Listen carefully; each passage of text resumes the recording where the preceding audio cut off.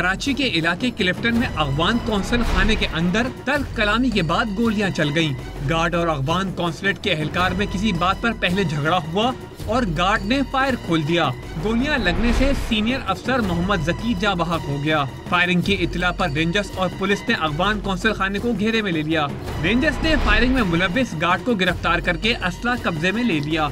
Karachi police chief के मुताबिक वाकया दहशतगर्दी नहीं, अंदरूनी इख्तलाफात का नतीजा है।